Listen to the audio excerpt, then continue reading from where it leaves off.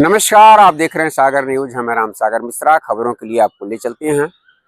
जैसा कि आप जानते होंगे कि इस समय मौसम परिवर्तन होने से संचारी रोग पनपने की काफ़ी बढ़ रही हैं समस्याएं। इसी को लेकर के हम इस समय महाराजगंज जनपद के सीमावर्ती क्षेत्र मुंदर प्रसाद इंटर कॉलेज प्रांगण में उपस्थित हैं और जीरो ग्राउंड की रिपोर्ट आपको दिखाना चाहेंगे। अभी यहाँ अध्यापक गणों के द्वारा विद्यालय में बच्चों को संचारी रोग को लेकर के जानकारी दी जा रही है।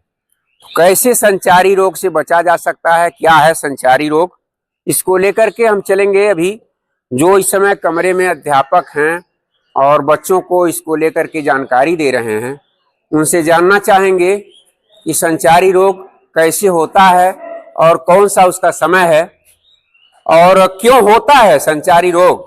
इसी को लेकर के हम यहाँ कमरे में जो बच्चों को अध्यापक गण इस समय बता रहे हैं कि संचारी रोग से कैसे बचा जा सकता है, क्या है संचारी रोग। तो अध्यापक महोदय के पास मैं इस समय उपस्थित हूँ और हमारे साहब मैं ये जानना चाहूंगा कि ये कौन सा विद्यालय है और आपका क्या नाम है। ये मुंदर प्रसाद इंटर कॉलेज बरगदवा महाराजगंज का एक विद्यालय है और मेरा नाम गिरीश कुमार सिंह है। मैं विज्ञान का अध्यापक हूँ। आज जो एक विषय पर चर्चा हो रही है, ये संचारी रोग विषय पर चर्चा हो रही है।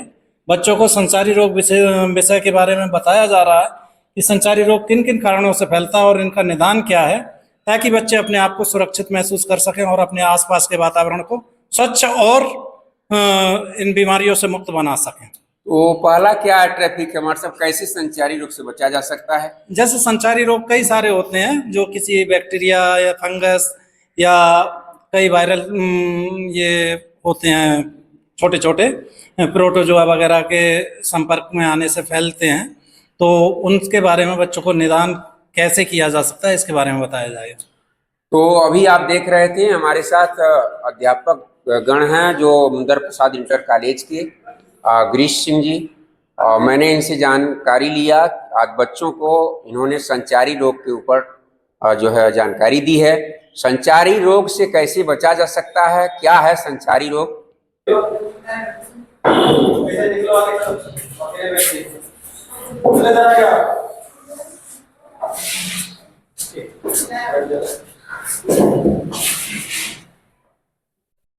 बच्चों, जो हमारा विषय है संचारी रोग, इसमें कई सारे मौसम के बदलाव के साथ या दूषित भोजन से या अन्य कारणों से संचारी रोग हो जाते हैं। जैसे दूषित पेयजल छू ले रहा है और वो कहीं से आया हुआ है, उसके हाथ में बैक्टीरिया फंसे हुए हैं और अन्य चीजें हैं, और वो पानी को छू लेता है तो पानी दूषित हो जाता है। वही दूषित पानी अगर हम लोग यूज करेंगे तो हो सकता है उसके जो बैक्टीरिया थे वो हमारे साना, मलेरिया, बुखार, कई सारी बीमारियां जिससे हमें मतलब संक्रमित होना पड़ सकता है। इन सब चीजों से बचने के लिए बहुत सारी बीमारियां जैसे कवक से हो जाती हैं, फंगस। देखा होगा कि खाना है दूषित है या रखा हुआ खाना है 2-2, 3-3 दिन का, तो उसमें धोने से और कुछ करने लगे वही उल्टी सीधी हरकतें कर रहे हैं, जिससे वो क्षेत्र दूषित हो गया। तुम्हें तो लग रहा है कि वो कुछ नहीं, नॉर्मल है, लेकिन उससे जो कीटाणु उठेंगे, जो बैक्टीरिया उठेंगे, तो हो सकता है हजारों लोगों को संक्रमित। हमारी एक छोटी सी लापरवाही